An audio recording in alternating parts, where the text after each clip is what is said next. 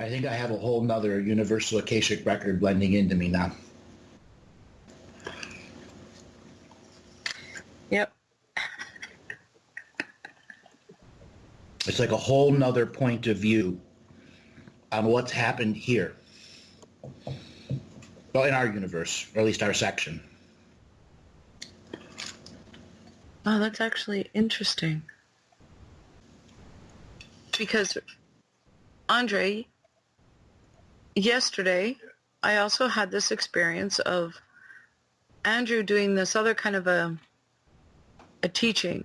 And the teaching was that he was walking through like maybe 2 inches of, an inch, maybe 2 inches of water in a flowing like river, like a flowing stream.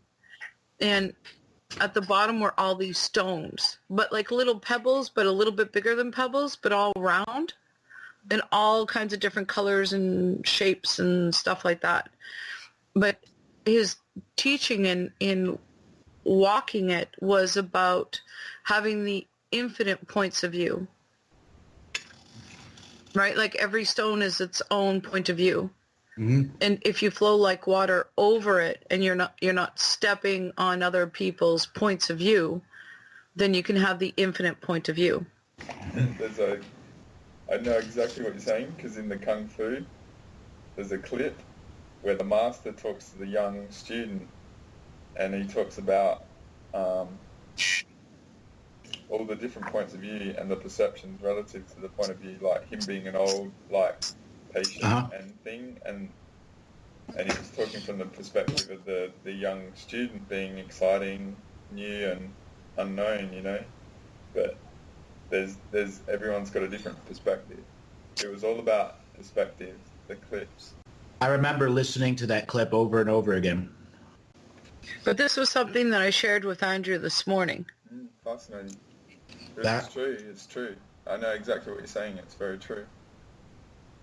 So that is so fascinating it's kind of like, you know that show, How It's Made? Mm-hmm. Yeah. Right? Well, think of like having Andrew's perspective of like, instead of like how it's made, it's like, what's their point of view? Compared to ours, because there's no reference. Yeah. But, you know, having like 20,000 plus other points of views.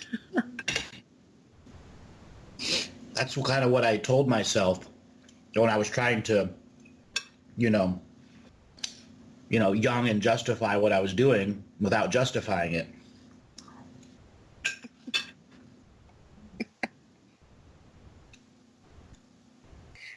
It's just fascinating. Because all Greeks do is argue their point of view. That's all Greeks do.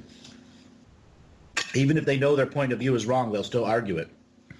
That's why, like in my principles of existence, the very first one is, how am I wrong in this moment? Yeah. Because if people actually had the courage to say, well, my perception is my perception, but I could actually be wrong. Like, what if I explore how I am wrong? What can I get out of it? Because it's the most resisted thing for people to accept in themselves, Mm-hmm. Because like most of the disagreements in the world over people wanting to hold their perspective as the perspective, Right. Is the only perspective, which is zealotry. Yeah.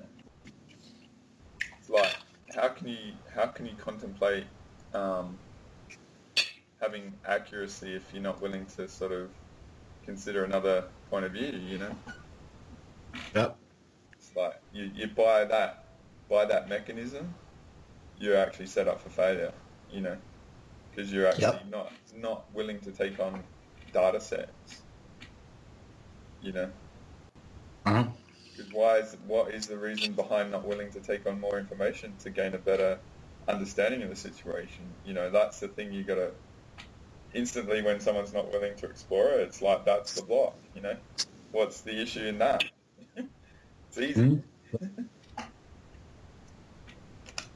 So, yeah, because it's actually very empowering when you actually consider you're wrong, because you learn so much. That gap that you're not willing to contend is where your growth is. right there. So faster than memory is a speed. It has to be a consciousness term. So is memory at the speed of light? No. So memory, you're talking like data that's stored in a planet Akashic record that's transferred between the universes or locations or something else? Just you basically step it up a little bit. It's not about the Akashic record. It's about the experience of memories being created and moving faster than the soul can create the light experience to match the memory.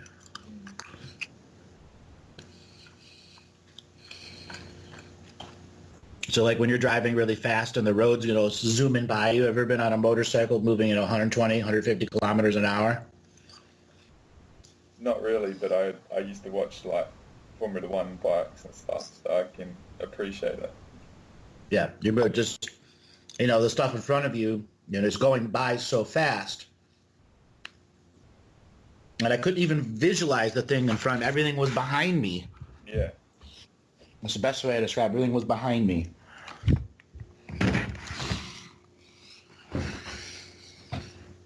Just so fast. Wow. All right, I got to focus the skill. That's the only way I can come out of this. All right, give me something to focus on. Okay, we were going to talk about wizard, or the internet, all right? You said the internet was created, perceived 200 years before. Mm-hmm. With regards to the industrial age. Okay. So there was a wizard. Yeah. Yeah, there was a wizard class that could have been as many as 18 million of them spread throughout anywhere, Europe, the Middle East. Different wizard class in India, China, Korea, Japan, more separated. The European wizard class was unified kind of under their lineages, because there was lineage wars that defined the classes as the breakdown of the various DNA farmers came and new ones came, because a lot of species had a breakdown during that time. The Americans, North Americans, Canadians, they weren't what we'll call wizard class as much as they were dream warriors, dream security officers. South America, they were kind of all of the above, a wizard class, a sorcerer class, a shaman class, etc., etc., etc. Polynesian islands were their own breakaway group of wizards trying to not be seen by the others, and Australia was the Dreamtime island of Dreamtime where all the wizards are trying to go. So the priest class, which was different than the wizard class, had a, let's call it epiphany over a period of a few hundred years, and saw that what they perceived was the wizard class getting all the money, all the power, the women, etc., etc. So within Rome, tried to form its own priest class, its own wizard class within the priestly society, and this began the bigger war between the political organizations of the Pope and the religions, etc., etc. And many of the wizards, because of the creation of this wizard priest class, could no longer hide in plain sight as a wizard with the beards and shit like that anymore, driving their chariots and just doing magic wherever they wanted to. They had to take up the facade of being a priest. So they took up the facade of the priest class, and there was obviously wizards who didn't want to take up the facade of the priest class, and they began to be hunted down by a variety of things that we'll just label inquisitions from various sects and orders throughout time. And then as the industrial age neared, the introductions of cannons to Europe, I believe 800, 700, 900 was the first cannons really introduced to Europe, though I believe the Byzantium Wars, Turks were using siege cannons.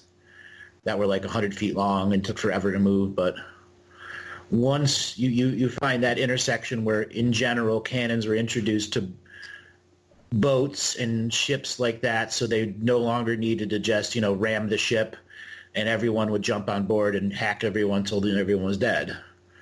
You could just shoot the cannon at the waterline and watch it sink or it catch on fire. That's where the how do I put this? The AAA league of the exterior wizard class, that was their AAA league, the ships. There began a series of political battles that were strictly about the 3D world, 3D trading, even though the trading of energy was working on a bigger scale. This was the priest class versus the wizard class, each hiding behind their priestly facades, instructing their people to make certain types of deals or not make certain type of deals, which began the tug of war. And then finally the wizard class stepped forward, created the separation where England separated from the church, France had their issues, and a variety of other religious reformations began going on, as well as resurgence of various pagan concepts because they were suppressed in anywhere from Hungary, Romania, Poland, etc., where they began to spawn back up, and a variety of new wizards made their immigration into Europe, specifically into Germany, starting a variety of secret societies.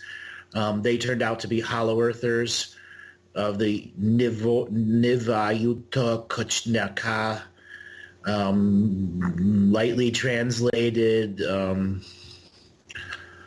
warriors of the right-handed blade, something like that. I don't know what that really means. It's something with their mythos. They began to form secret societies, and then they discovered there were thousands of secret societies within the priesting and wizard classes. And then a series of off-worlders came down to try to map all of the secret societies that were using consciousness technology. And this culminates into the overhead wars, which were in the skies. You have those German carvings. Well, there's a variety of other wars that happened at the same time. And it technically was a 120-year war in the sky, lights in the sky, ships falling, as many as 6.5 million ships involved in the process. Back and forth, 1566, the big battle over Germany, that wood tablet. Mm-hmm. That was actually 250, 300,000 vessels involved in that, whole planet-wide, mass invasion. And, how do I put this? It changed consciousness then. Mm-hmm. And the system of domination and control needed to erase that.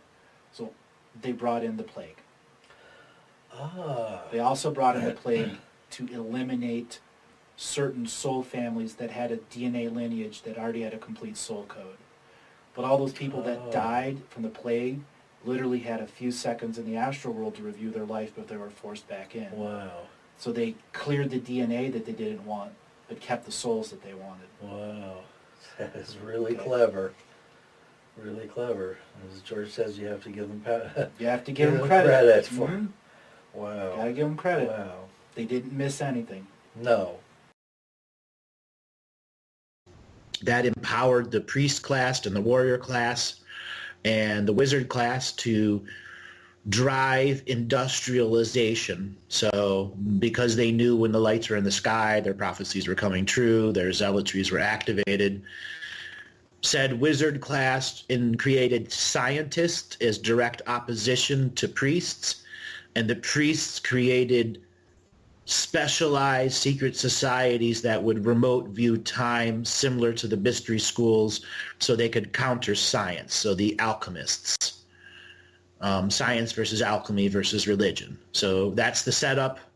And the priest class began to lose their power significantly, and then they were just kind of revealed as the wizards behind the priests.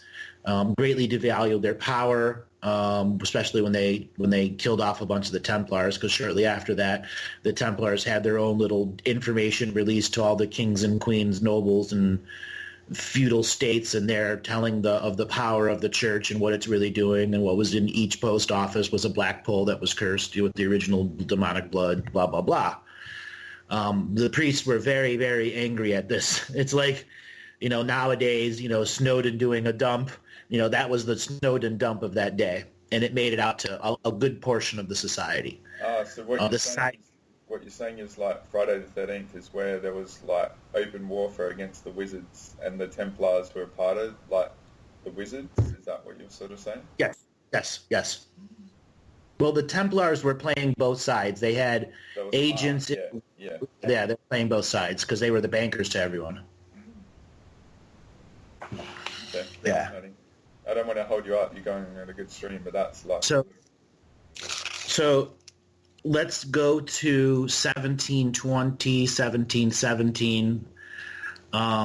There is where there's a convention of scientific wizards, priestly wizards, and associations from the Asiatic Wizard Society. They all kind of met in Genoa, Italy, under a peace, their version of a peace flag where, no one's going to kill each other, bring your bodyguards, et cetera, et cetera.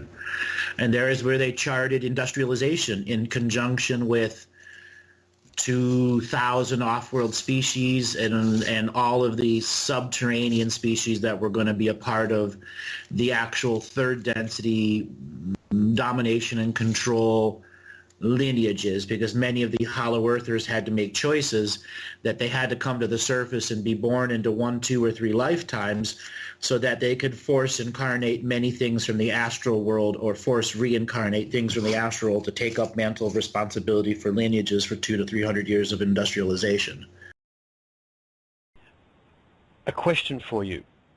Did the Archons maneuver us into cities for this purpose, to group us so we could be manipulated en masse? Because that started back in the Industrial Revolution. Is that part of their bounding around time and maneuvering us into position for this event? Yes. The Industrial Revolution, the whole point of the Industrial Revolution was to put people on a 40, 60, or 100-hour work week so they could never invest into their self-education or free will. And the Industrial Revolution also meant that you had to eliminate those societies that had oral traditions like the Native Americans or the Aborigines or the South Pacific. So that's why there was a massive buildup to eliminate any natural culture, native culture species. By eliminating the people that were the oral traditions changed, you would be forced into living into a mass industrial complex through cities, and then they could manipulate you on a mass scale as we introduced technology. Yes. Yeah, I think if you look at the starting ceremony or the ending ceremony for the Olympic Games, I think the starting ceremony where they actually looked at the process of industrializing England. Yep. It was literally turning people into little ants in a little anthill. And there's your mass mind control kicking in at that point. So as you say, the oral traditions are very important in exploration of the individual self. And if you remove that out of culture and replace it with propaganda, bingo, then you get to control huge numbers of people. We're a media-driven culture now. The oral traditions don't exist. The only culture we pass down is through the propaganda media. And, of course, our wonderful schooling system, which is not an educational system per se, it's a schooling system. It's an occupational system. It just occupies your time growing up. And Yeah, feeds you propaganda. The sheer stress that's on people's lives to simply survive from day to day, whilst being fed by this media machine, is the ultimate distraction. People just have no time to invest in their own spiritual individual development. They are simply trying to survive. So, yeah, we've been massively maneuvered. Everything that's happened for hundreds of years has all pointed to this situation where we are literally a controlled society. Now, how does the concept of energy harvesting play into this? It's talked about a lot, and there's obviously humans are incredibly creative, and our creativity is just being focused into activity, and allowing us to actually be completely have wagons circled around us by propaganda. Okay. I'll try to explain this as best as I can. Mm-hmm. I may lose you. When they set up the Bible and they set up all the war concepts, they set up sacred geometry cities. And sacred geometry cities are meant to separate us on a dream time scale. So there were places where energy would amass. New York City's one, Washington, D.C.'s one, Melbourne's one. And each of these cities that are sacred geometry set up cities are collection points for the local energies of those areas. And then those collection points go into a master collection point, which is the Vatican. And then the Vatican sends that energy into Israel, into the sacred structures that were built there 2,000 and 3,000 or even 100,000 years ago. They understand that there's a grid of pyramids on our world, and there's 9 layers to them, and our world is a fortress. And the only way to stay in charge of the incarnation grid is to have 1 or 2 layers of the fortress grid. Even though they don't have control over all of the grids, they have a control over enough of them to be the dominant of the incarnation grid. So it's all about coalescing energy and then reinvesting that energy into the systems of domination control that are physical buildings. Like anywhere there's a mass media building, there's sacred geometry built into the building, so that when the upper management sends energy to the system of domination and control, it spreads it out equally, so all the system is equally fed. But each person in this world is taxed on energy from the moment you come out of the birth canal, so there's always a feeding of this system. So when you unplug from the grid, you're not sending any energy. When you unplug from the matrix, you're not sending any energy to it. And it's coming to a point where they are using just about as much energy as they take in to what they put out. And this tipping of the scales for the Unified Dreamtime Society means they're going to be in the minus, and they must start using their own energy. And when they start using their own energy, they cannot maintain the system of domination and control. Okay. Energetic game. We're back to the energetic game. And folks, if you want to look at a piece of sacred geometry, have a look at a map of Canberra, the capital city of Australia. It is absolutely literally like an eye of Horus. Yep. Yeah. Washington, D.C. is another great one. Look at Adelaide. Yep. Yeah, I've never actually looked at Adelaide. Have a real close look at Adelaide. Gee. And all of the cities around the world are all based on a sacred geometric dreamtime harvesting principle then. Correct. Wow, so they herded us into cities that were essentially dream catchers. Yep. Fascinating. They all kind of met in Genoa, Italy, under a peace, their version of a peace flag where, no one's going to kill each other, bring your bodyguards, et cetera, et cetera. And there is where they charted industrialization in conjunction with 2,000 off-world species and all of the subterranean species that were going to be a part of the actual third density domination and control lineages, because many of the hollow earthers had to make choices that they had to come to the surface and be born into 1, 2, or 3 lifetimes so that they could force incarnate many things from the astral world or force reincarnate things from the astral world to take up mantle of responsibility for lineages for 200 to 300 years of industrialization. That was the key to set up an industrialization. You needed the soul family elders to say, yeah, you got to learn how to leave the fields and work your backs off in the foundries. You have to learn how to disconnect from, animal husbandry and all the wonderful things that comes from breeding animals, not just for food. You have to learn, how to come and be a secretary, or you have to learn how to be a doctor, or you have to learn how to, work 19 hours a day as a child slave labor, because the rest of the world needed hats. Okay? They had to be disconnected from the natural livingness and connected into a new form of non-natural livingness in which the wizard class, posing as scientists at that area, were going to rapidly change the belief system through the use of abusive astronomy, abusive alchemy, meaning at the time they were teaching stuff that were absolutely wrong. And that was intentional because each generation would make the next mistake and the next mistake and the next mistake. So industrialization became commonly accepted with the exchange of new coins. Those new coins related to the Black Post in Rome. And then finally, the priestly wizard class agreed to allow industrialization to happen. And once that began is where the rest of the Hollow Earth organizations that were in opposition to the Popery and his, Draco thugs kind of agreed that there would be a unity DNA farming concept. And it was like the first time a good portion of the worldly, off-worldly beings here that are part of the larger scale DNA farming experiments agreed that they would let this industrialization process go as they began attempting to mass harvest souls off of third density and convince them to be fourth density beings because they needed more third and fourth density wizards and priest class before the setup of the telegraph or any electromagnetic transmission and transportation process. If that all makes sense. Yeah. Like one metaphor, like I remember in the Walking in Energy shows, you talked about this is just like to offer a pattern of what's going on. You talked about how the modern TVs, they have a window of where they can work and influence people. And the technology can't be too far in advance because it won't have an effect. So I see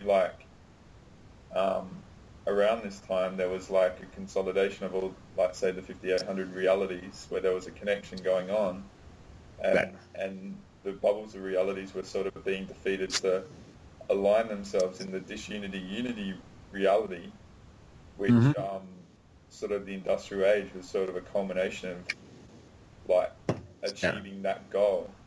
And then it's what do you do with that goal after it? So, I mean, I've even taken notes on things like, you're talking about how getting children to work for 19 hours to make hats, slave labour and stuff. And I mean, like, fashion and trends were like cultural influences to sort of generate sort of interest in the industrial age and stuff like that, because cotton sort of like fabric production was a big thing of that, but that's a tangent, but it's like I see that sort of pattern. It's a good tangent because the cotton wasn't available because it had to come from India, which had humongous taxes and the crown and the Pope didn't like it. But once cotton became available from the United States, it changed the entire fashion industry, which actually meant children who would just be at home picking whatever fruits and vegetables or stealing from the king's lands suddenly could have jobs as a cottage industry. Yeah, textile industry was a massive thing for the industrial early on stages because it wasn't really advanced technology, it was just mass labor sort of thing. Everyone knew how to make their own clothes, and as long as you could make it 95% the way they wanted it to look and it fit two sizes, you were hired. Yeah, because they could export it and then create commonality in the different large cities, which were a part of the industrialization as well. Yeah, which is what remote viewers were doing. We're looking for fashion trends and statements so they could seize the wealth for the future and continue to have that power by creating something in the reality that was a commonality. Fascinating. There's this is a tangent as well because there's a really cool soft disclosure new TV show called Falling Water, which is about these beings that are very powerful dreamers, and it's like what you're talking about, the collective dream time and tapping into that. And there's a girl that's very advanced, and her actual role in society is picking the trends, and she gets paid a lot of money to see the trends in society. So she carries a camera around, and she's just she get me with my videos and stuff and the images. It's like she's seeing that in the reality, and she's just instincts is that's what next year's trend is going to be about. You know what I mean? So I get exactly what you're talking about. Yeah. So knowing the trends meant you actually knew what was solidified future versus potential future. And that's what separated the weak wizards from the advanced wizards, whatever class they were a part of. So to advance it to the next level is once the first steam railroads were introduced, that was the first thing that began truly connecting the disunity reality via railroads that came, from deep under earth, or reforged in the industrialization of slave labor at a different level. And then the removal of horse from full integration and connection to the people and replacing it by the first tractor, steam tractors, et cetera, et cetera. Because the steam tractor, it would work one season and then be broke for 2 seasons, work for 1 season, be broke for 5 seasons. And then, they got better and better each generation. Yeah, interesting. Like I've actually got the clip where you actually mentioned with JP about the steam trains were actually not meant to be released, and they were meant to be used underground for shipping coal in Germany, and then someone sold the plans off to make some cash, and then that concept got bled into the reality, and then they were unleashed to the world. Because industrialization was already out, and there were smart geniuses who learned how to draw. They were paupers the lifetime before, and the next lifetime they came back in, even though they were in reincarnation and in child labor, because there were new skills available to them. Like if you were going to be a clothes maker, you had to learn how to draw. And I think part of the distortion of the teachings that we've been given is that there are only 2 choices in every situation. It's like even the word a dilemma means it's a 2-horned goat. And it'll either turn its head to the left or the right, but you still get stabbed by the thing. But that there are other ways, and because we've been talking about this whole positive, negative, neutral thing. This is an interesting thing. In America, right? You've got plugs, and you've got 2 pins on the plug. You have live and neutral. In Britain, we have live, earth, and neutral. And, actually, most of America switched over to three-prong plugs now, though there are devices that don't, because they made it part of our code for everybody to have GFI, ground fault interrupters. Right. So that's a Third. So when somebody's sort of jerking away, actually you've got a lot less voltage there, so you don't jerk away so much when you grab the live wire. But when you die by electricity in Scotland, you die the hard way. It's quite you get quite a jolt from it. I'm always touching the live wires. I live dangerously. In this very safe way. But it's always, fascinated me why America has 110 volt and we have 240. Why America has 60. What the heck was that? Has 60 cycles on the mains, and why we have 50 on the mains. And I'm sure that's something to do with creating a disharmonic field, 10 hertz and 50 hertz and 60 hertz. Do you know anything about that? Fascinating. Is there any other? Oh, well, actually, the other thing that they appear to be using more and more heavily is the electrical grid itself. Correct. Actually, it was one of the places the Lily wave was appearing. It's called the Lily wave. Was the electrical grid.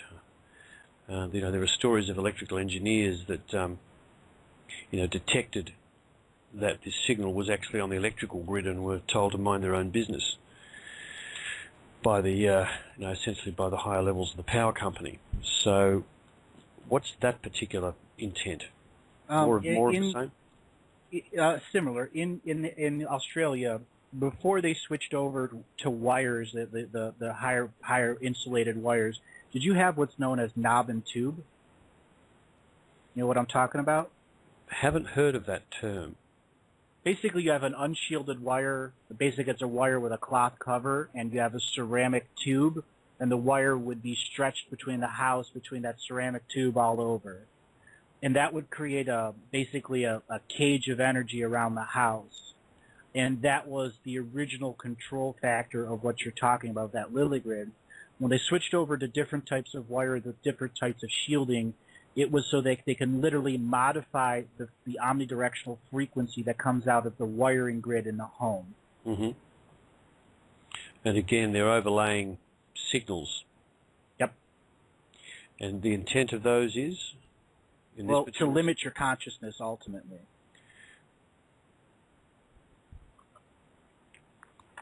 So instead of raising the actual ley line energy levels, they could target several thousand homes with this Lily frequency or whatever frequency they were going to use, so it raised the energy of the people in that area, and then they would send collecting entities to milk you of your Kundalini energy or your endocrine system. Okay, what manner of entities were those particular ones? Mostly astral entities, unless you were identified as a high-powered psychic, and they figured out your contracts, and then they would send hardcore entities after you to physically retrieve you and bring you into the programs. Yeah, also it has to do with the distance of the wires. So, I mean, America is a lot bigger. When they were building it, they had to do it cheap, and they needed to get the consistency, and the type of technology they had then was something that could put out a higher load, that could foresee their creation into it, even though the system was already reached its peak because they left it on poles instead of sticking it underground. So it was meant to be shortchanged, that system. All right, so they were just being cheap rather than consciously creating a 10 hertz difference between the two countries. Just being cheap. Just the cock-up factor. Exactly. There is no conspiracy. They're just being cheap. It's just Sometimes the cock-up. that is the conspiracy. They're being cheap. Yeah. Where can they get the best price for what they want? And that's this is one of the things that's almost like a signature, is that there is this kind of Keystone Cops kind of energy about these so-called powers that be. They try to give this kind of impression of being really smooth, but there's a lot of mistakes that go on because stuff happens in this world. Mm-hmm.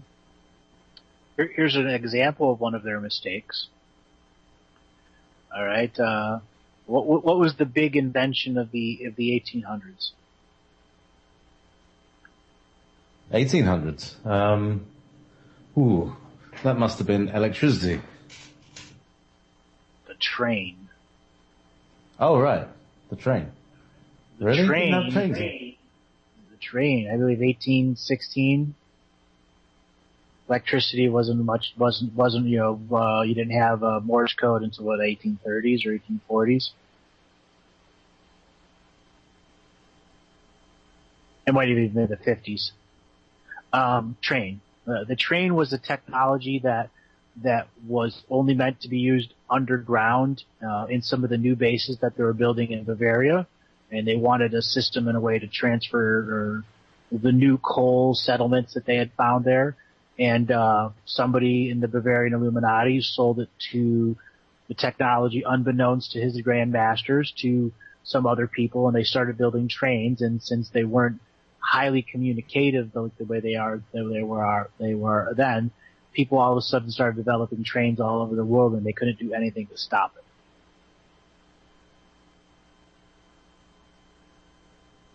So it was like an idea whose that spread itself out through the morphological field. Yep. Yeah. So trains take us all, incredible use of iron and aluminium to transport the electricity across the world. So there's, an aluminium, it's like, you can get the stuff out, but it appears cheap, but it's very expensive in terms of the pollution that it makes and the energy that it takes to deal with it. Right. And of course, sort of rots our brain. Yeah, if you were going to be a metal foundry person, you still had to know how to cut the piece of metal or how to shape it, so on and so forth. So they learned artistic skills, and then they were able to self-educate because they're all in the cities near libraries. And the recent sort of recordings I've done with you, like Australia, Canada, and stuff, a part of that was the establishment on various continents of the railway lines connections, which was, you talked about it being the wood and metal grid around the world. Yep. The wood metal grid around the world. Which was just a stepping stone in the like the industrial age sort of reality sort of management of the disunity unity sort of thing. So. Yep. But that's another topic as well. But this is all sort of the stepping up to sort of the internet and the perceptions of it, because it's like it's all about maintaining the reality and right. Controlling the populace to manage right. the co-creative aspects, like and setting them up for failure. So the next leap here is allowing the worldwide society to come up with its own ideas, while at the same time the off-worlders were scanning for ultra geniuses, self-awakeners, self-illuminated people, making direct connections, making pickups and drop-offs and kidnappings and offerings of contracts, so on and so forth. So they were trying to get as many as they could and move them 100 to 200 years in the future, so that they would be born in the 50s to be a part of the first internet, or be born in the 70s to be young children in the 90s coming to power, leapfrogging the genius from the back then to the future. So there was like a sort of a no-time perception of talent to be like instilled in a certain future percept time right. for a certain task. Like say, right. There's these, say, particular people that invent something that change the world, like say with computers or something like that. You're sort of talking, are you talking on the soul level, or they're actually transported through time? Both. Okay, so from a soul perception, they're bred into a body like a skin suit with technology at a certain time and then obviously they're guided from birth, sort of with their talent to not in a violation of free will way, but like conducive to what their, what I mean, their expression. So like they might go through university and then they're given certain teachers that, that culminate in them producing some, maybe a search engine or a software sort of for computers or a social media sort of thing, Huh? So you have an intermediary process where the AAA League of the Wizard Priesty class, which was the ship captains, which could learn a tremendous amount about how the world works, there needed to be an extended process to remove power from those self-forming organizations that became a major thorn in the side of rapid industrialization. British allowing there being pirates, the theft of gold from the Americas by the Spanish, and alchemical organizations hiring pirates organizations to steal said gold or sink said gold, so that it could be picked up by off-world beings.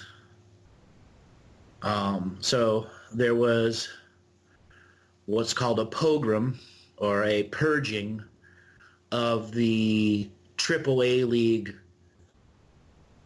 ship captains that had learned how to lineage jump or timeline jump and bring crews with them, actually, like incarnate in a certain area, or they knew enough about the immortality process, so when they died, they came back into the son of one of the ship people, and that would be recognized as the captain. He's back to being captain. Within 5 years, he knows most of his past lives, and they're child captains. So they needed to eliminate that process.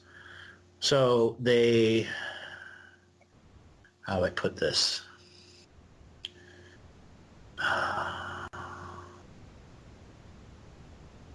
They essentially gave large volumes of money to middlemen that had no knowledge or wisdom of esoterica, and would hire these captains to go to certain areas to do whatever it is they were doing, and then the information be passed to someone else, and there'd be a trap there waiting for them, whether it was an off-world trap, an on-world trap, a subsurface trap, whatever. And that began eliminating as much as 65% of those that could present opposition to the creation of the first telegraph network, first Marconi radio, and the majority of the ships were no longer be creating out of wood, which are grandfather, grandmother spirits that have a positive influence over the people on the ship, replaced by metal that was founded and forged through slave labor. Huge change that needed to be done for industrialization to truly take to the levels that they wanted it to do by the mid-1900s. Fascinating.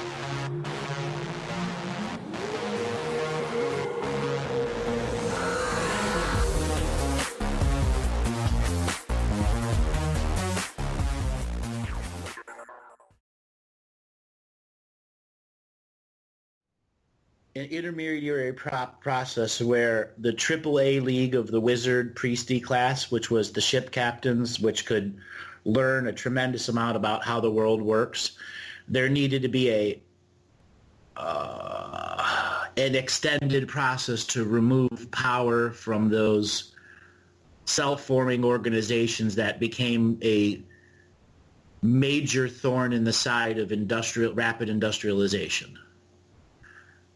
British allowing there being pirates, the theft of gold from the Americas by the Spanish, and alchemical organizations hiring pirates organizations to steal said gold or sink said gold, so that it could be picked up by off-world beings. So there was what's called a pogrom, or a purging of the AAA League ship captains that had learned how to lineage jump or timeline jump and bring crews with them, actually, like incarnate in a certain area, or they knew enough about the immortality process, so when they died, they came back into the son of one of the ship people, and that would be recognized as the captain. He's back to being captain. Within 5 years, he knows most of his past lives, and they're child captains. So they needed to eliminate that process. So they, how do I put this?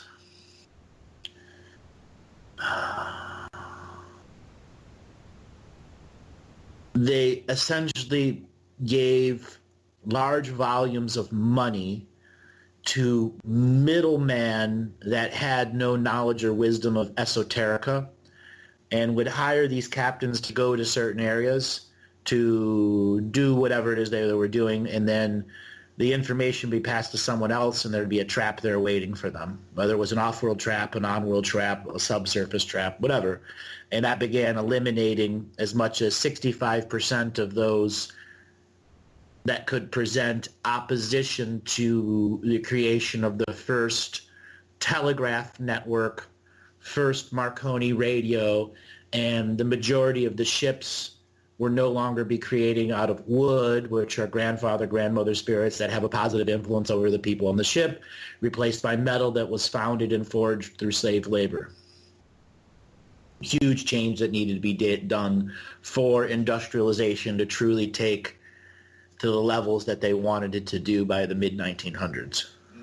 Fascinating. what history should we look at?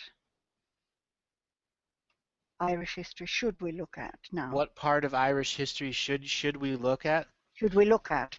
That's important for us to look at and remember.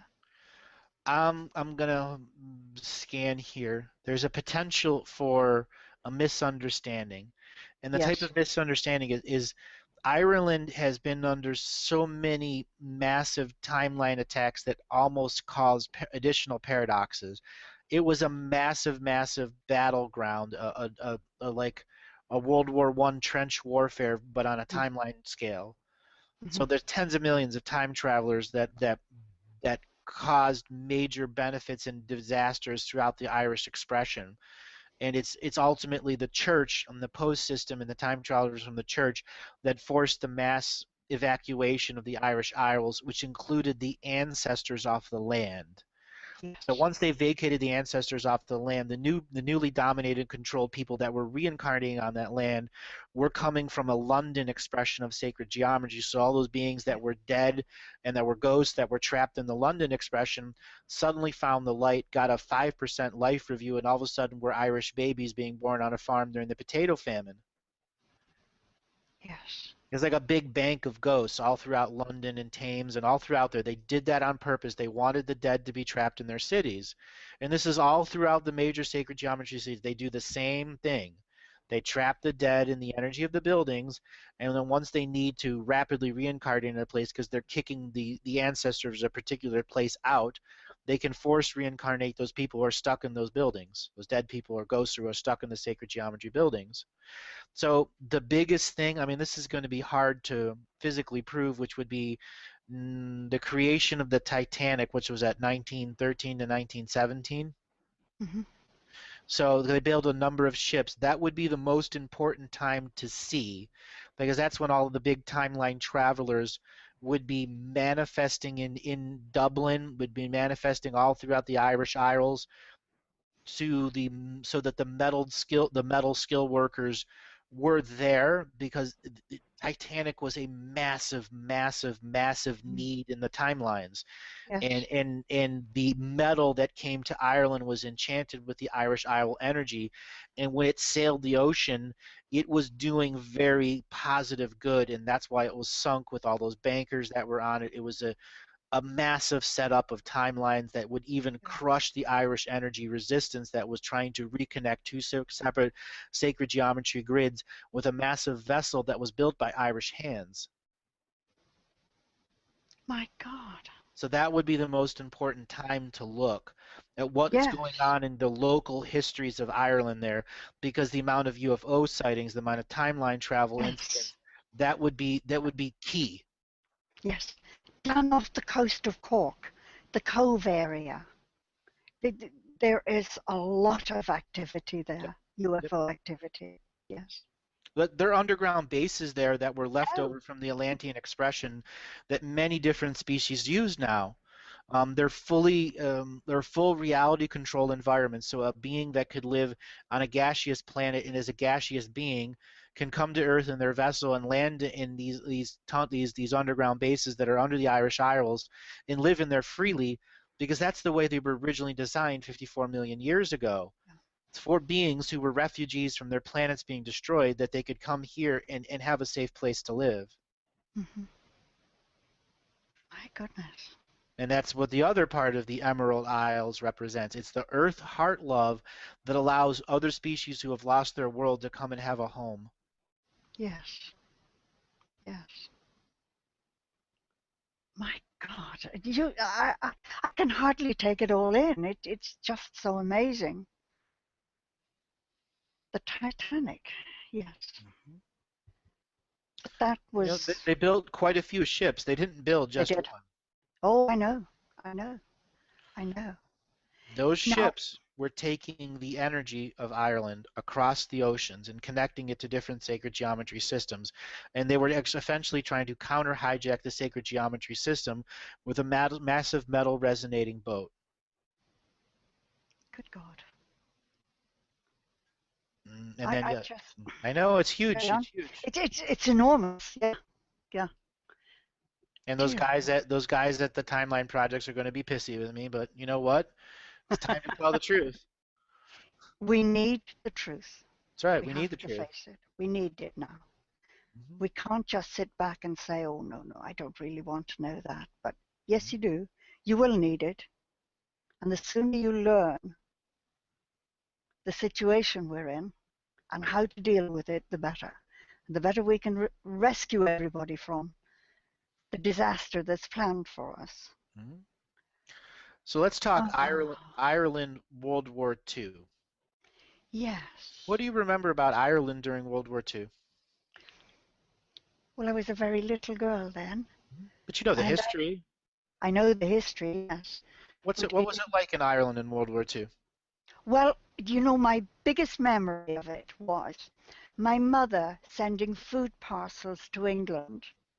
Every day she would send food parcels to England. And we were praying for the people in England who were going through hell. But you see, I then discover that it was England that wanted the war and created the situation for the war. The very beginning. Mm-hmm. Yeah, I know. And the Irish people, starving, sent food to their conquerors. That's right, because we felt sorry for them. Yeah, felt sorry for them because of the propaganda. So Ireland, World War II. We all know of the Third Reich's occult goals.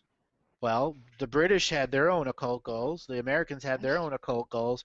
Ireland was the place that MI6 did all its occult stuff. Really? Oh, yes. There were so many secret rituals done in Irish ceremonial places all throughout the Irish Isles during World War II that it'll make the Nazi expression that we've known about occult look like kids' play. Really? Oh, yeah. Good God.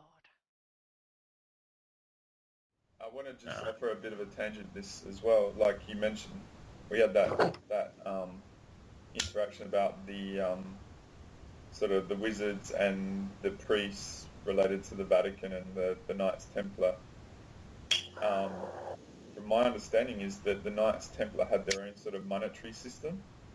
Was that a parallel to the Babylonian money concept? Because obviously you're saying just here like these non-esoteric where people were given large sums of money because money is a fabric of this whole sort of yes. what I mean? Like from a foundational perspective of the reality, was there two sort of monetary systems in competition, in alignment with these two sort of powerful institutions that went to war? No. At that time, there were thousands of different monetary systems, and some of them actually used the monetary system from several hundred years before, because a lot of coins printed their weight of how much real silver, real gold, real copper was in it, which is a commonality, which is the representation of the overall Babylonian money curse, which was franchised to thousands of different organizations, and more like the Templars were trying to get rid of the thousands of different ancient money systems and replace it with one modern Babylonian money curse that had a central printing location, a central concept, a central esoterica driving it. Okay. So obviously like a layer of all this... Yeah. Sorry, I didn't mean to interrupt. What was that? Trying to get the first layer of a worldish type currency. Yeah. But not aligned with sort of certain, say, institutions and people that have like a vested interest in the money sort of system, which are obviously parts of the dimensional beings and all that sort of stuff. Right. And it was just a battlefield amongst a giant war going on.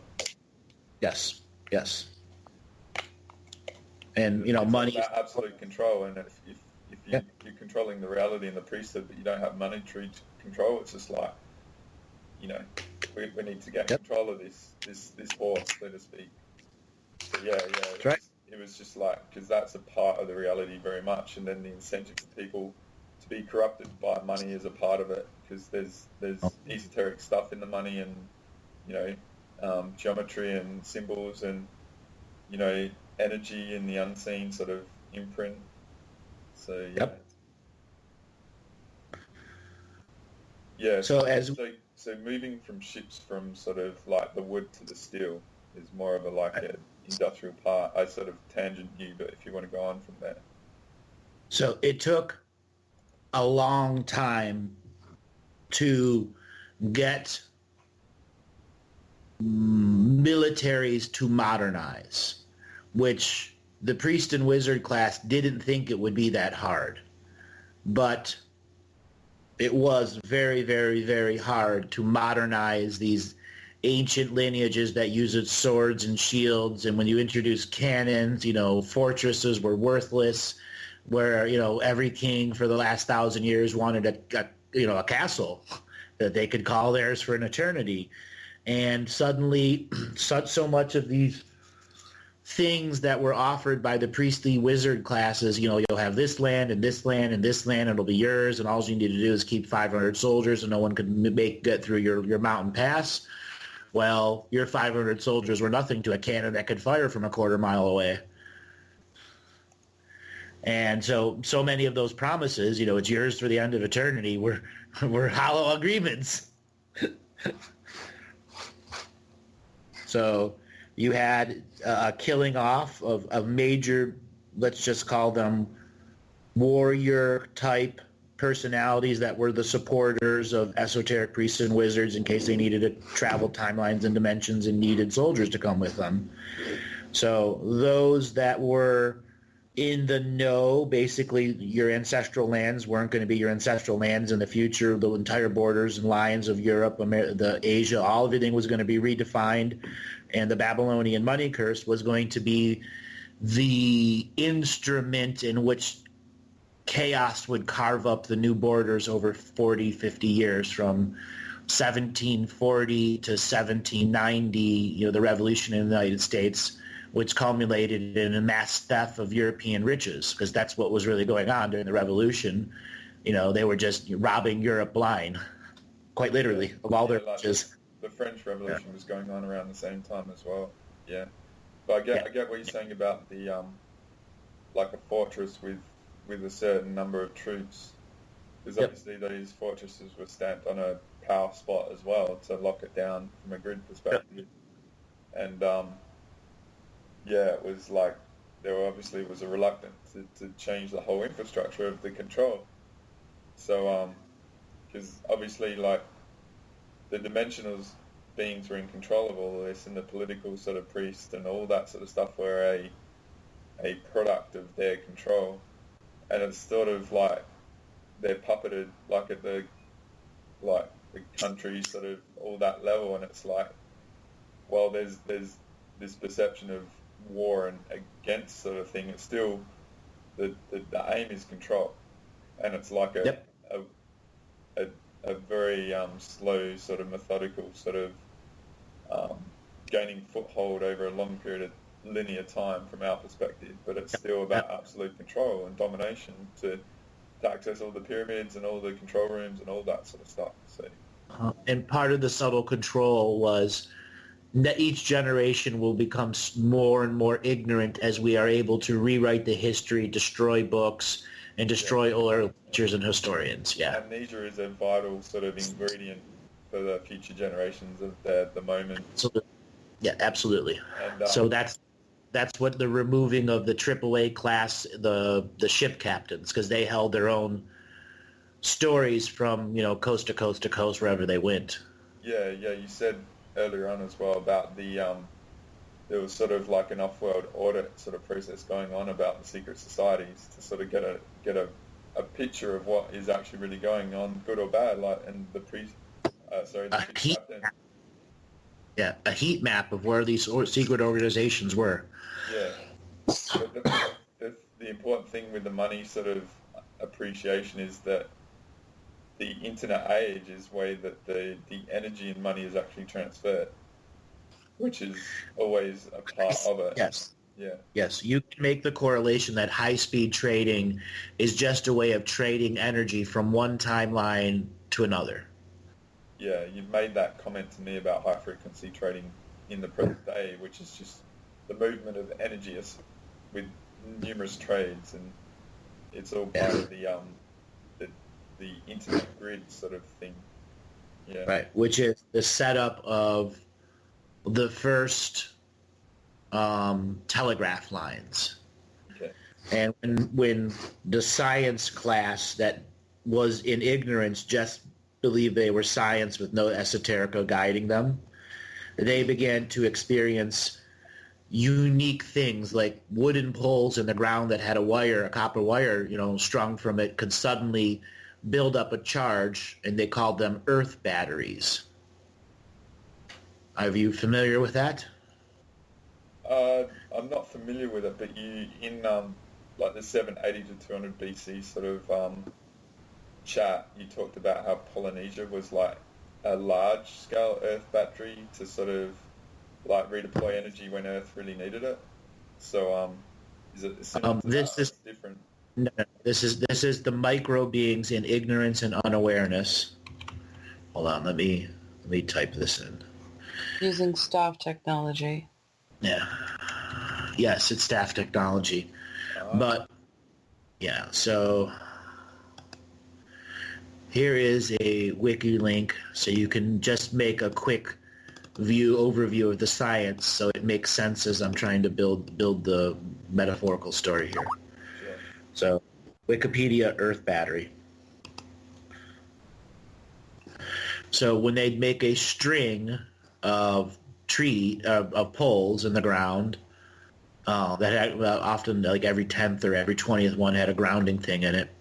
Whichever one had a grounding one in it would build up energy, and then as pulses would come through, it would go from one pole to the next. And if you had a guy climbing a pole, when the energy would shift, he would get fried. Okay, this is actually interesting in a side note for me because I actually did surveying as a training before my IT stuff, and Australia, the concept is right. Like even in my city, Adelaide might be different, but in most street corners and stuff, or like regions, like there's these survey marks, and they're like poles in the ground of like that they measure the height and the latitude and all that for a very accurate sort of thing. Right. But there's copper, and I saw one actually being built at a new hospital in my city, and under it there's like all these crystals and wires, and stones and like copper and stuff that are put into the ground very deep. Yeah. It was like buried. Yes. It's like the mark is like just a mark on the pavement, and it's like a copper sort of mark. It's called a benchmark. Yeah, it's called a benchmark. Yeah, but it sort of reminds me of this because it's all grid sort of stuff. But I'm tangent. Well, that evolved out of what I'm trying to create the metaphor. Yeah, I get it. I get the connection because it's still going on as a part of the grid sort of structure on Earth. It's every corner sort of thing. So as new polemen and linemen started getting zapped, there was this big revolt of people not wanting to work on them, which made a huge deal to the priestly wizard class, because if they couldn't get their slave labor people to do stuff because they were thinking the things were ghosted out, they had to create a whole brand new organization that could define things that even though they didn't want to be defined that early. So it's a tempering and taming of the personalities. So what was truly behind the Earth battery concept is, let's say you had somebody that was sending a telegraph message that had lots of anger and aggression behind it. Said guy on the pole who doesn't realize he has an unseen world, an ancestral world, would have all this negative ancestral energy coming through them. So they needed a way to subtly esotericize the whole thing so there was no bleed over of the magic side to the science belief side. Thus, why they created code specifically in binary to like the original Morse code, what are the different codes that they use, and the tapping machine, which was its own esoteric device too, because the tapping machine was actually something that they would use to try to communicate in automatic writing to off-world beings between 2000 BC and 900 AD. That was the way you did your automatic writing and talked to the off-worlders, but that's the way the mid-level management or the higher-level management would communicate to off-worlders until they were ready for direct manifestation.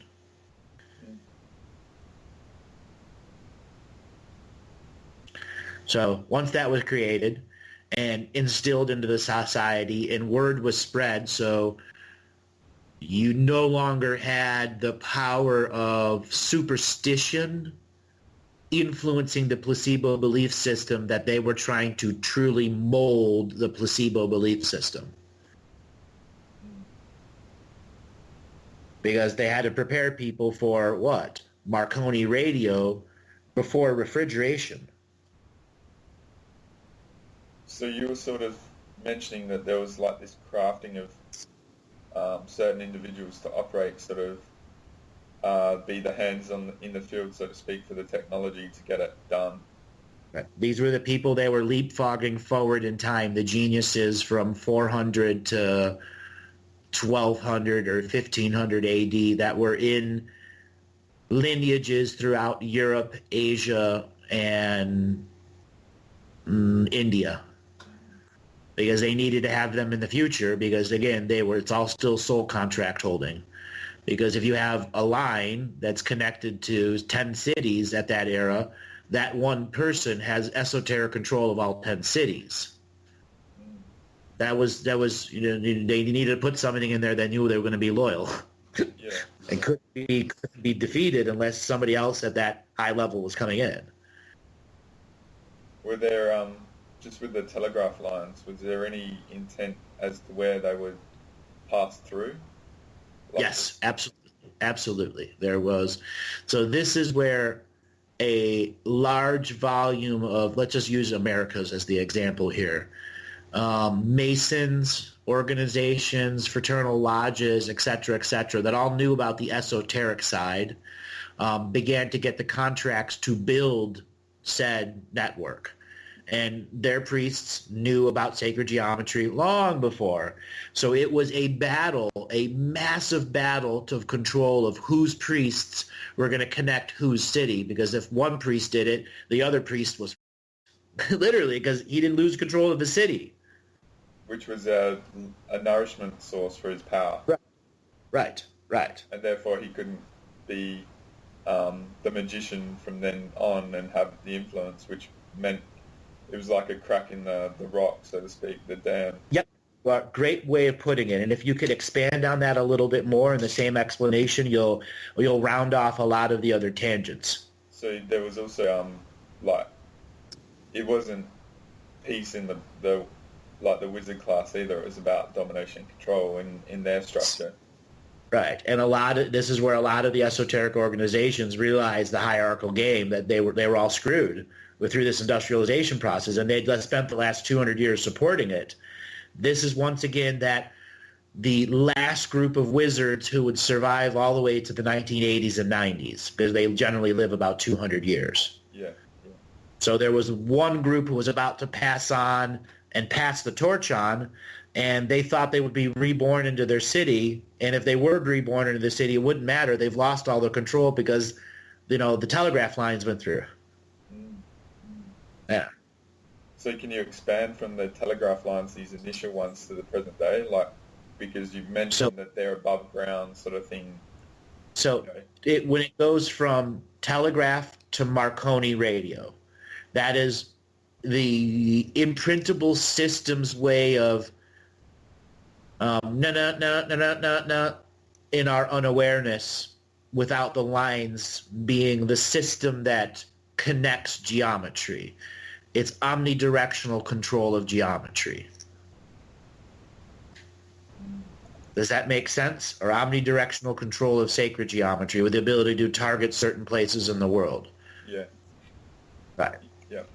Bringing up, once again, the scale of global control versus the cultures really only see they can attack the country right next to them or put 5,000 people in a boat and sail across the ocean, conquer them there, and come back and tell stories. Versus live, full there, directed reality incursion crossovers. So that was the preparation for refrigeration. Once refrigeration made it into general service that wasn't just for the esoteric and elite crowd, is where they were trying to, quadruple the population on the world, which is the rest of forced incarnation. So all those wizards who were expecting to be reborn in the right body, in the right family, they may have been born in the right lineage, but that was the family member who was broke-ass poor and got kicked out of the lineage, 2 generations ago. And there was nobody there to pull them out of the forgetting. And they would grow up, however. Oops. Yeah, so the whole wizard class were blindsided from a big scale, from a long way out. They were governed by service to self and vested interests at maintaining we'll use the analogy like you talked about World War I, World War II, of the middle management of the reality. Because it was they served their purpose to achieving an agenda. It's like you've done yourself out of a job. But they weren't, how is it that they were blindsided? How? Yeah.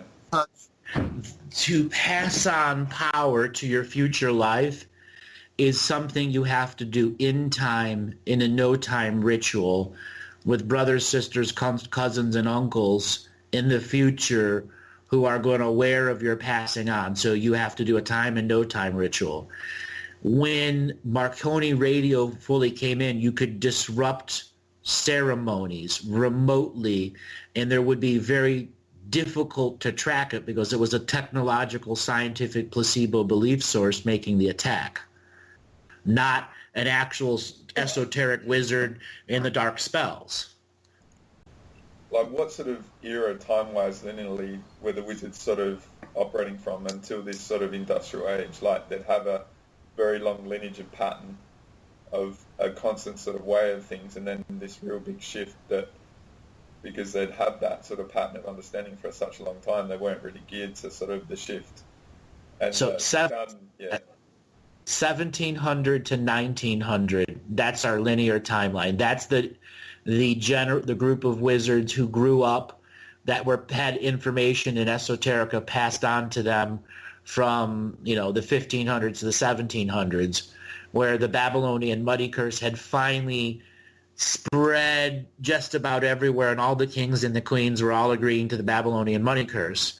What that actually meant on a bigger scale was a way to exchange energy via gold, silver, copper, and not actually have to move the gold, silver, or copper like they did in the old days. So the Habsburgs can trade the dark ritual sacrifice energy to the British, and then the British can use some of that energy and say, all right, I'm going to transfer this to my troops in America so they can go and do dark shit. So it was a way to commoditize the negativity and make it a trade between the sides. Yeah. Because basically funding a an army sort of thing to do stuff. Right. And that army needs negative hatred, dark energies, to just be recruited through the captaincy to get everyone on the ship and say, yes, I'm going to go over there and risk my life for, 9 shillings a week.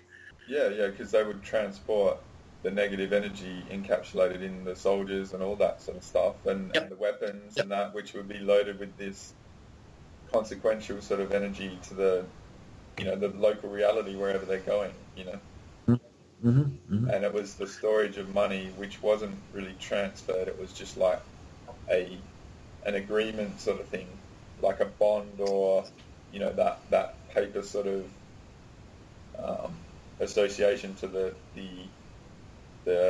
storage device of money, like being gold or silver or whatever. Yep. But I did, this might be another tangent as well, but you talked about revolution and stuff. like what was going on with France with the monarchy and stuff? Were they aligned with the wizards or things like that? Because that was a pretty big sort of... Yes. So what that was, when the French Revolution was going on, that's that reference to trying to kill off the esoteric warrior clans. Remember me talking about the warriors? Yes, yeah, because like the realities were like there was certain... The significance of cutting off the head was if they found the head of their lineage, they can stop 2,000 soldiers from reincarnating very close to that next captain, and that captain would instantly have 2,000 people who would volunteer for his army, no matter what the mission was. Yeah, because I've got a clip.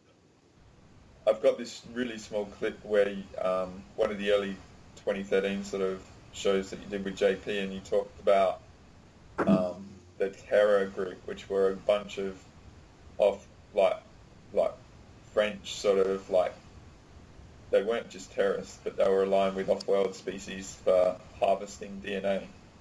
Yep. And that was in the chaos of the war and the uncertainty of the region. They were primed for harvesting, which I think is a common theme for any time. Like when war is brought to a region and like there's, so you said, a lot of deaths, there's actually a lot of harvesting going on. But anyway, there's a Thermidorian reaction, which was a revolt in the French Revolution against the excesses of the Reign of Terror. Yeah, let's just have a quick look at that. That's quite interesting. Eh? It was triggered by a vote of the National Convention to execute Maximilien Robespierre, Louis-Antoine de Saint-Just, and several other leading members of the Terror. This ended the most radical phase of the French Revolution.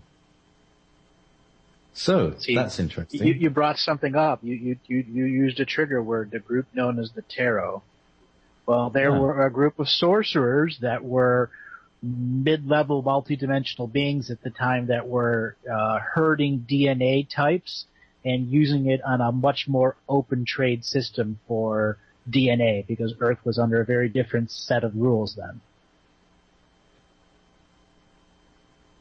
They were kicked out because they were stealing too many people out of villages. Right. So, this is something that has gone on for a long, long time. Tell us a little bit about how the gold is used, Andrew. Can you? I mean, are they like made into like gold attaché cases or gold flight cases that contain, what's the deal? Do you get a little heart-shaped gold container, or can you describe the containers? Basically, they take the object, the DNA, the organ, whatever it is, and then they spray on a mist of gold. It's monatomic gold that has a signature alignment to it. And once it's sprayed on, it seals it in, and that's a protectant layer above it.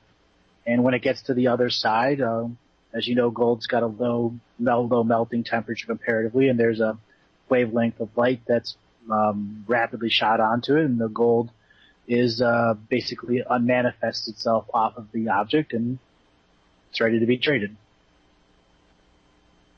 Wow. Now, wouldn't that be a handy packaging method?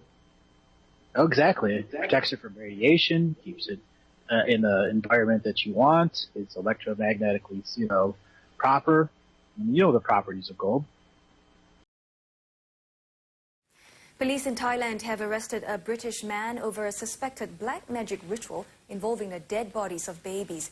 We'd like to warn you that you may find the following images disturbing. Police say the bodies of 6 children aged 7 months to 2 years were found stuffed in bags in a Bangkok hotel room. Some were covered in gold leaf. The suspect, 28-year-old Chow Hock Kuen, is a British citizen born in Hong Kong. He's being held for possession of human remains. Police believe he was trying to smuggle the corpses to Taiwan and sell them to wealthy clients. It's not known where the bodies came from.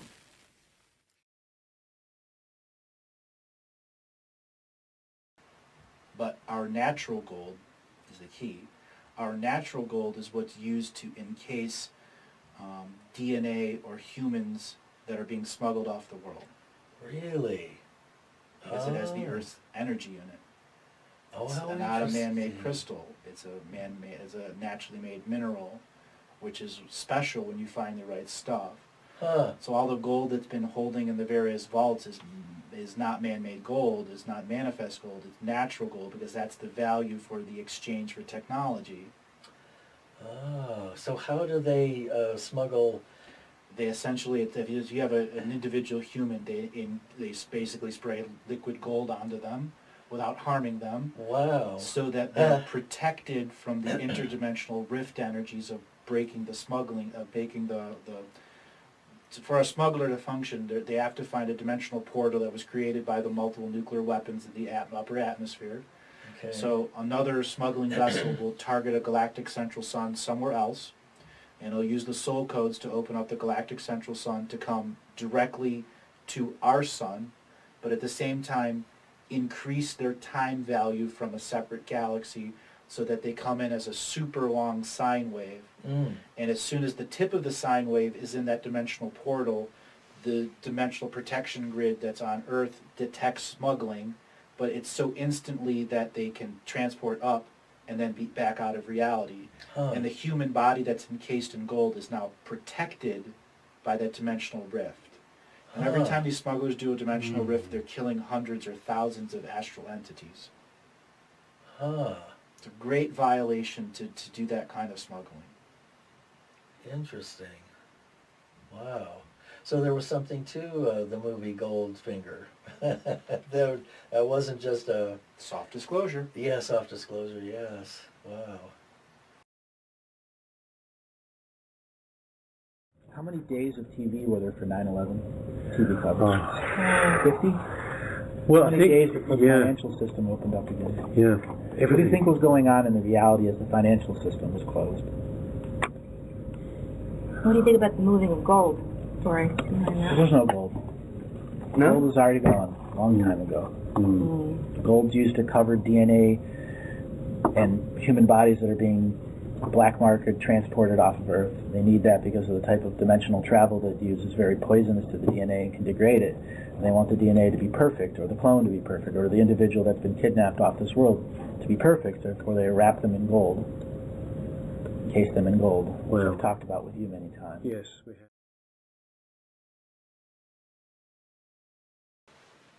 Okay. So the movement of the actual gold is probably something that... Gold was needed to encase human beings so they can be smuggled off the world. Right. That's why they needed to get off you with the gold currency.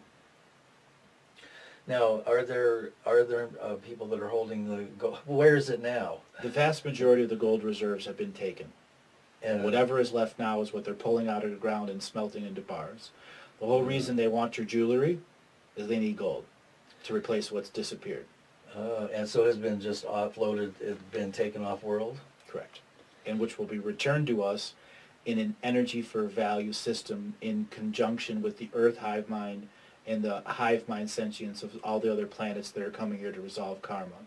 So there'll be a massive reserve of energy that people have been stolen from for the last 400,000 years.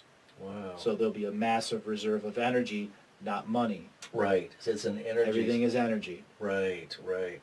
And so that could be the transformation. Correct. Yeah. Right, right.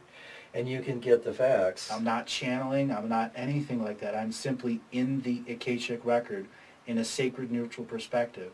If I see something that's evil and dark in the Akashic record, it doesn't hurt me because it's just information. Right. If I allow myself to go in polarity and to be affected by it, I can't read the Akashic record anymore. Right. It must be a neutral recollection, recalling of it. Yeah. And then that brings up the idea of us working very diligently on our judgments. Yes. Because once we move into judgment, we moved into polarity consciousness, and we're then in, in duality. So it's not that ego is bad, it's just that... It's a survival tool. Right, right. And we are coming from survival because it's being thrown at us left, right, and center, and every which way, including in our dream time.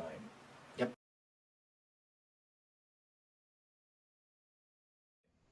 Which I think is a common theme for any time, like when war is brought to a region and like this, so you said a lot of deaths. There's actually a lot of harvesting going on.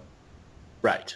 Harvesting. Just before the actual death, they teleport the being onto the ship and ask, do you want to live or die?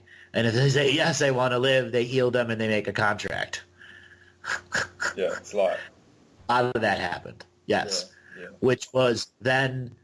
Well, the other thing was going on in the French Revolution. There was a tremendous amount of positive Hollow Earth beings who simultaneously incarnated on the surface as middle management or advisors or consultants to different esoteric organizations, and they made lineages that allowed some of their offspring to come to the surface and experience the surface.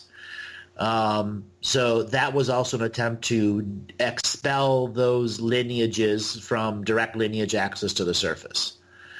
And also the theft of the riches, which was esoteric theft, which when you actually took the gold that represented the power of the lineage, you robbed the lineage of the power through all dimensions and time streams.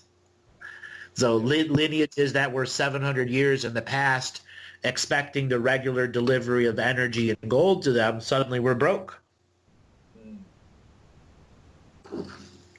Which undermined the whole regional stability from a grid sort of thing, because you're talking like the evolution of, say, warfare from being like bows and arrows to castles and or like two cannons and stuff. Yeah.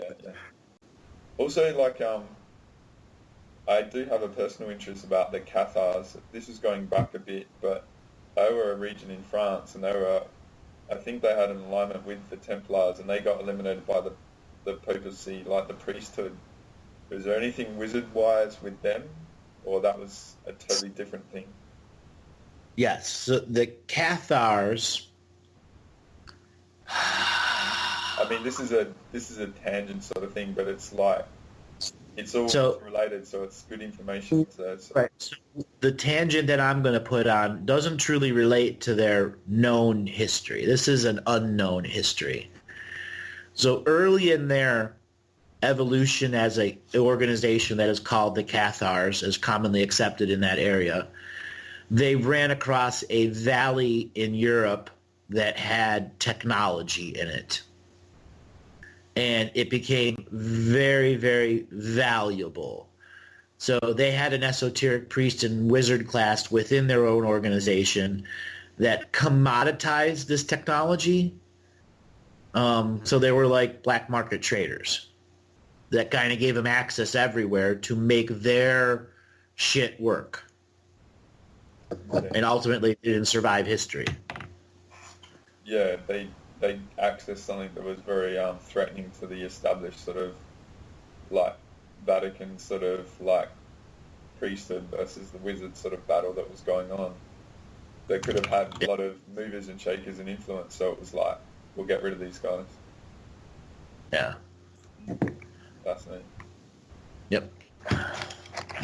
So what are the Cathars' real mark on history? There's what's reported in history, and then ultimately, whatever valuable priest and wizard class that they had would have been absorbed as, outside consultants, contractors, or just, we had to make a new oath to a new god, a new belief. Okay.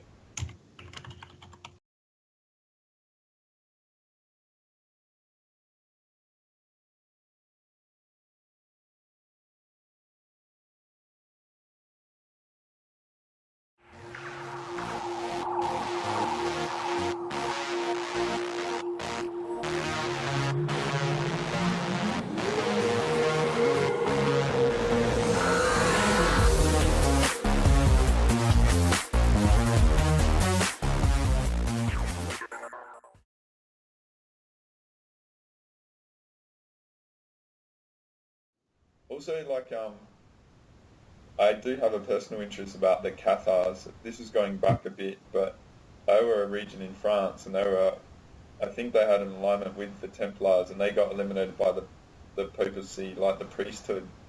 Was there anything wizard-wise with them, or that was a totally different thing? Yes, so the Cathars I mean, this is a tangent sort of thing, but it's like it's all related, so it's good information. So. Right. So the tangent that I'm going to put on doesn't truly relate to their known history. This is an unknown history. So early in their evolution as an organization that is called the Cathars, as commonly accepted in that area, they ran across a valley in Europe that had technology in it. And it became very, very valuable. So they had an esoteric priest and wizard class within their own organization that commoditized this technology. So they were like black market traders that kind of gave them access everywhere to make their shit work. And ultimately it didn't survive history. Yeah, they accessed something that was very threatening to the established sort of like Vatican sort of like priesthood versus the wizard sort of battle that was going on. They could have had a lot of movers and shakers and influence, so it was like, we'll get rid of these guys. Yeah. Fascinating. Yep. So what are the Cathars' real mark on history? There's what's reported in history, and then ultimately, you know, whatever valuable priest and wizard class that they had would have been absorbed as, you know, outside consultants, contractors, or just, you know, we had to make a new oath to a new god, a new belief. Okay. So what made you bring up the Cathars? Was it just something you've been studying for yourself, or? I've always had a fascination on some level. There was actually like, I'm going to show you something. There was a mini-series from a couple years ago, and it was actually about a soul group. It was brilliant. Yeah, and have a look at this. I think this is it. I've actually got the intent to rewatch this, because what it's about is like, it was a 2-part miniseries that was brilliant, 3 hours long. I think I've seen this.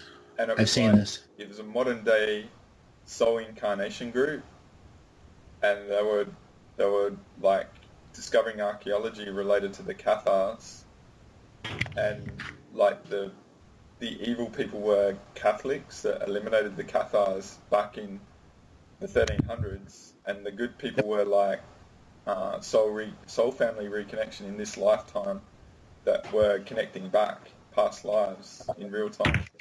Brilliant, exactly what you talk about. Yeah, that's awesome. Yeah. So I mean, the Cathars, like, I mean, I've done research on them, but there's not a lot out there. You know, it's very sort of, there isn't anything out there. You know. Obviously, I've got a connection to it on some level, but I think like what they were trying to express was quite fascinating. What do you think it is they were trying to express? And what do you think is trying to be etched through history, and why did it actually survive into history? I think there's a lot I didn't include about the Cathars because they're technology traders. Yeah, well, that region in France and Spain, like, there's all sort of local realities. And subterranean cultures, etc., etc. Yeah. But I think there's definitely a divine feminine sort of connection and connection to the land. So from a concept of their structure, it was opposite, like the Rome sort of political sort of priesthood sort of thing. No, it really wasn't. But okay. They allowed pagan wizards, women, to perform fertility rituals in their belief systems openly without repercussion, as long as those pagan belief systems didn't grow out beyond the control of the religion, or was done when other organizations were visiting. Because there were major fertility issues going on. A lot of souls didn't want to be born. A lot of babies died, and they needed to have specialized esoteric practitioners that could make sure the babies were born. Like midwives, like the real. Yeah. But not just that, it's like the whole process. Yeah. Mm-hmm. The whole process, yeah. Because Catholicism didn't allow any of that pre-birth, wisdom in. Yeah, they were really establishing their fortification over everything. And my guess is that there was actually, like, the Cathars are probably like a bit like a Snowden with whistleblowers, and there's probably a lot that were eliminated that we don't even know about. They've been totally destroyed from any perspective of history. So is that something to say or not? Well, it was hoped that the Cathars, as a technological trading company, were going to be able to unify a new belief system via the Gooder concepts. They just weren't able to do it. They were backstabbed left and right. Even though there were technology and DNA traders and their own DNA farmers with, third, fourth, and fifth density management, they weren't able to sustain enough locomotion to outcompete the Catholics, who had a better network of hand-to-mouth, mouth-to-ear whisper rate abilities. Okay. And you had a lot of heavily programmed Catholic souls that were never going to break the programming in their era. Yeah.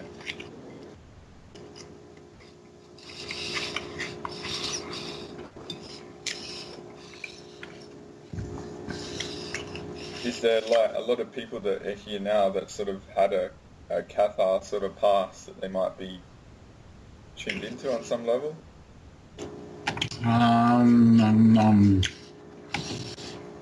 All right. Let's use some context to answer that question. 1 second. Sure. The reason why I'm sort of asking these is you sort of asked me the question why the Cathars come up. So I'm sort of exploring sort of possibilities that I have in my awareness. So let me look for dates. 12th to 14th century. Now, if you look at their symbol, it's the Iron Cross with the 3, 6, 9, 12 points on it. So it's the Octidian. That is a sacred geometry symbol that's representing a new off-world alliance that's trying to hijack the placebo belief system from Catholicism. That's the first thing you read right from their esoteric symbol. So at that era, the Catholic Church was unable to get souls to incarnate even with the Babylonian money curse system fully everywhere. They had mismanaged it so bad in the physical and the spiritual world that somebody else began to say, hey, come plan life through me. Okay. Yep. Okay? Because it's a bit like the Maltese cross as well. I see it now. Yeah. Yes, and this cross also represents the knowledge of the photon. Okay. Everything comes from one single frequency of light. Yeah. So yeah, it was like an outlet for incarnation, because like on the soul level, it's a bit like sort of where you talk about some of the ET species, they don't have a divinity sort of connection to a planet and stuff, so there's an absence of desire to incarnate into them. And so like for souls to plan their migrational incarnation to the epitome of the Catholic sort of hierarchical sort of bastardization, sort of like domination of the known world sort of thing, the Cathars were a sort of a relief valve to get incarnation at least. Yes, with the intention of hijacking the power of the actual obelisk that gave them their power. Okay. It was that high level of a challenge. And that's why so much of them has been survived, altered, covered up, changed, integrated, but also allowed at some level to permeate until now. Right. Interesting. So it's the belief in two gods. The Cathars, that there isn't one god, the belief that there's two gods. So that's a representation that the monotheism was being challenged to bring polytheism back. Okay. That's the representation that this group wanted to change the overall rules, reality rules of the environment. So there was still some, like, the incarnation grid was sort of not totally under control, potentially. Because the Catholics had completely mismanaged it in the physical and the unseen world. So even though it's a controlled outlet for incarnation, it was also a focal point for the opposition to the right. domination sort of incarnation. So it was like, say, you mentioned that the obelisks were like, they were like focal points for incarnation control, because their influence on the reality going forth was a huge opportunity. So this was sort of like an incarnation war opportunity as well on many levels. Yeah. But to return the balance sort of thing, not the domination path, which is what we've got. It was probably a bit futile, but it was still like an opportunity. It was like, well, we've got a gap here, let's go for it, sort of thing. Interesting. Well, the biggest thing about the Cathars was once they began integrating women into their society at the magic and esoteric level is where the abuse of the Catholic priest became such a massive opposition. You had a lot of off-world women who said, all right, I would normally never go in here, but here's a frequency in a slice of time that I'll put my toe in the water. Yeah. Okay? Yeah. And I guess, like, I've just found an image of their castle, which is on top of a mountain sort of thing. That's a pretty good fortification sort of place.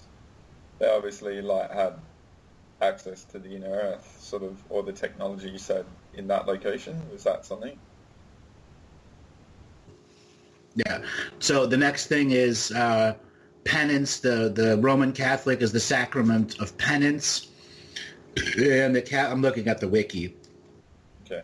The Cathars believed in one sacrament.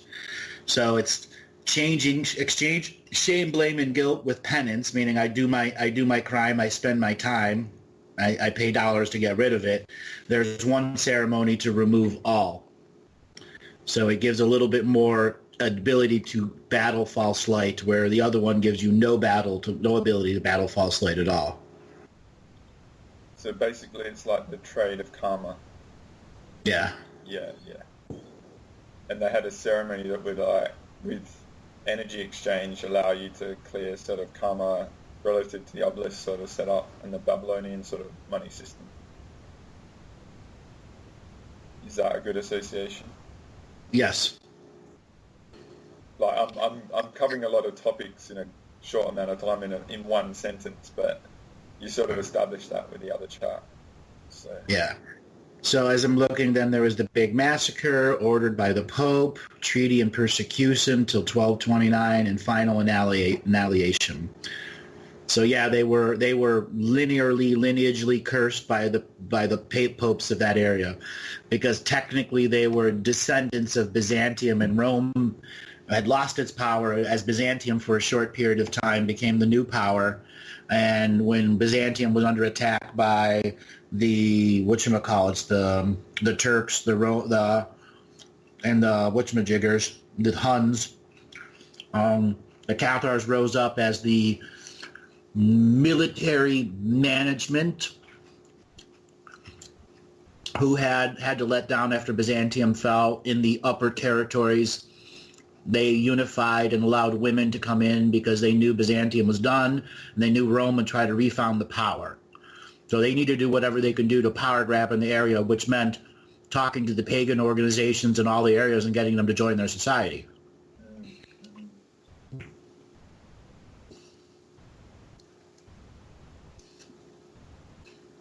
Yeah, one thing about that Labyrinth 2012 miniseries was interesting was that obviously a lot of incentive was offered to the nobles of the region in France that were aligned with the papacy to actually like eliminate the Cathars and stuff.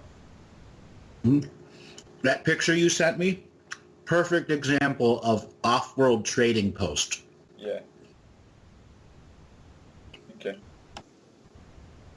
I've seen them in Colombia and all sorts of places like that, on top of mountains and that. That's right. So that's an off-world trading post, once again reminding that the Cathars, as Byzantium fell, they were the inheritors of technology and the finders of technology. And, because they were the military caste, they still had abilities to contact the off-worlders because they were the military wing. Yeah, yeah. Because every time the elite falls, it sacrifices whatever's around it so the elite survives. Yeah. Well, the people still get the beat up. Yeah, because it's like integration of, like, assimilation of soul contracts and DNA lineages and stuff into a bigger hierarchy. Yep. So there's no benefit totally, like, scorching earth of everyone. Because there's ancestral connection to the land as well, I guess. At that era, everything would have been about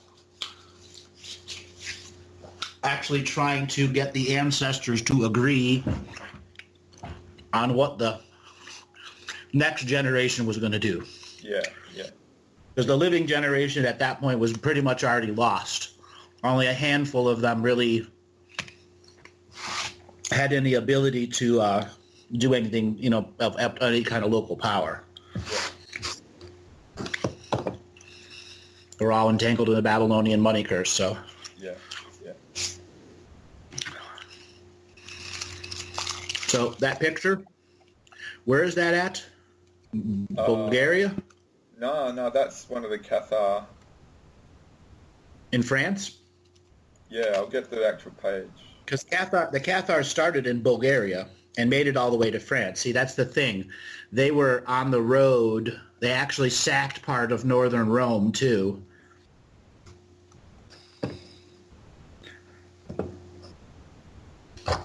See, that's the other unknown part of their history. They did have a military wing that was, taking territories. So they're a vast organization, a bit like the Templars, but like for me it was like they're only this small bastion in France. Interesting. So you said, in your perception, they're only a small bastion of pans. Yeah, no, they weren't. This represents their trading ships that they took from the Baltic seas as they began seizing ports. So if you look where Romania is on the ocean there, so Hungary, Bulgaria. So you can see where Rome is. It's a short cross from Bulgaria to the boot of Rome. They can go north to Croatia, and they went across the northern parts of Italy, beat the hell out of whatever Roman troops were there, and made it all the way into France. And then they had the rest of their trading ships meet up because they're attempting to take over Spain. Because at that point it would have been a counter battle, because as Istanbul is Byzantium. Yes, yeah. See how close it is? Yeah, I get why you're saying like they took over technology from Byzantium, because it's like I was trying to associate that connection in my mind, because I was like France and over in the Black Sea sort of Mediterranean area, it's like, but they were on the other side of the Straits relative to Constantinople, I think it was at that time, wasn't it? Or it wouldn't have been. It still would have been Byzantium at that time. Okay. And probably not Constantinople till 700 or 900 AD. I could be a little off on that. Okay, so just a quick question. When did the Cathars sort of start then? Because this 1200 AD. Okay. Let me look. Let me just go back to where I was, because they don't know for sure actually, but from what I saw it was 1200. But if I remember, there's stuff that goes all the way back to 700, which is the fall of Byzantium, because Byzantium was being attacked from the Turkish side, not necessarily from the provinces of the Bulgaria side, which were all their military, states, feudal states. So when Constantinople, Byzantium fell, the Cathars were the military commanders and governors of all those other states who joined together in the power grab. So yeah, like the Cathars were an aspect of the fallout from Byzantine sort of disintegration. Yes. So that was still a strong aspect of that, but didn't have the whole collective sort of aspect of it going anymore, because they were like shattered, so to speak. But then they regrouped and obviously started going back against Rome and doing the north of and Central Europe, sort of Baltic sort of area. Yes. So, and in the Mediterranean as well, obviously, trading via ship. Yeah. So 1200 to 1400 is the Cathars process, and the Ottoman Turks, hold on, originally founded as Byzantium, it survived the fragmentation and fall of the Western Roman Empire, and in the 5th century AD, and continued to exist as an additional 1,000 years until it fell to the Ottoman Turks in 1453. So during there was a 200-year siege on Byzantium, and during that 200-year siege, the outer states formed Catharism, which spread itself via a military wing that went to Croatia and a trading esoteric wing that went to southern France and parts of Italy and Nubia and other areas like that. So you said that basically the Cathars allowed a connection to sort of the feminine sort of like expression, to have a fuller expression, whether it was connection to the earth and sort of like healing sort of modalities and birthing and stuff. Was that common throughout the whole time? And the Byzantine, if I can pronounce it right, sort of had that as an expression then? Refine that question so I can answer it a little different. What you said in the Cathars in France was that there was a divine feminine sort of a more freer expression, as what you said about the Roman Catholic is that they actually stamped that out, which was allowing for an incarnation sort of attraction to go that path. Okay. I have an answer. The Byzantines were still represented polytheism. Constantinople represented monotheism. There was a switch where one day they believed in thousands of gods, and the next day, what's his name? I forgot what his name was. The first Roman to switch to Catholic. Yeah, the Council of Nice in 300 something. Yeah, so anyways, one day they were polytheism, the next day they were monotheism, and whatever families survived the murder over that night were the new founding families of a monotheistic religion that would be attempted to project thousands of years in the future. It was the first Council of Nicaea in 325 AD, and it was, who was the emperor? Constantine. We mentioned it, yeah. From Constantinople. So it went from the Byzantium Empire to Constantinople represent an empire to a switch to a religion, because empires fall, religions project long periods of future. Yes, yeah. So the military aspect realized it was going to fail, and it was like realigned with the 25 families of ancient Rome to the 50 families of the like Roman Church, sort of Catholicism. Right.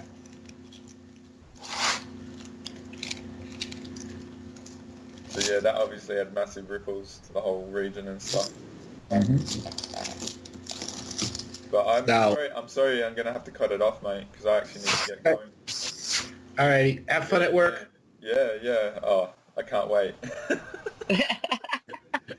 It's sort of establishing a whole theme in the region as well, other than the Cathars. So very cool. Mm-hmm.